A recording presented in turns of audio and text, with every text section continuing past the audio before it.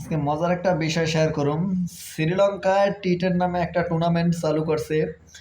এই first time টি10টা টুর্নামেন্টটায় দৈনিক 3টা ম্যাচ হওয়ার কথা। এখানে দৈনিক 3টা ম্যাচ হওয়ার কথা। আজকে 4 দিন যাবৎ একটা ম্যাচের শুধুমাত্র রেজাল্ট পাওয়া গেছে। একটা ম্যাচের রেজাল্ট পাওয়া গেছে শ্রীলঙ্কা টি10-এ। আজকে 4 দিনে 3 4 12টা ম্যাচ। 12টা ম্যাচে একটা ম্যাচের রেজাল্ট পাওয়া গেছে, আর বাকি ম্যাচের একটারও রেজাল্ট হয় নাই। এর কারণ শ্রীলঙ্কা পাল্লেকেলে স্টেডিয়ামে বৃষ্টি চলতেছে, অনিবার্য অনিবার্য বৃষ্টি চলতেছে শ্রীলঙ্কাতে। এই বৃষ্টির কারণে এই পাল্লেকেলেতে ম্যাচগুলো হইতেছে না, মানে স্টাডি করা যাইতেছে না, এত রেনের অবস্থা। এখানে ক্রিকেট বোর্ড তো এই বিষয়টা সিদ্ধান্ত নিতে পারতো, শ্রীলঙ্কান ক্রিকেট বোর্ডগুলা, যে এই ওয়েদার আপডেট তো 2 4 দিন আগে জানা যায়। ওয়েদার আপডেটগুলো জানেই নেই শ্রীলঙ্কান।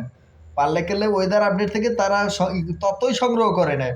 তাহলে ডাম্বুলা আছে, তারপর অন্য হাম্বারটন স্টেডিয়াম আছে, এগুলোর মধ্যে কিন্তু এই টুর্নামেন্টটা ইয়া করতে পারতো, আপনার ট্রান্সফার করতে পারতো, ভেন্যু পরিবর্তন করতে পারতো। এখানে ব্রডকাস্টিংয়ের যে একটা লসের বিষয়, সেই লসের বিষয়গুলো এখন উঠে আসতেছে।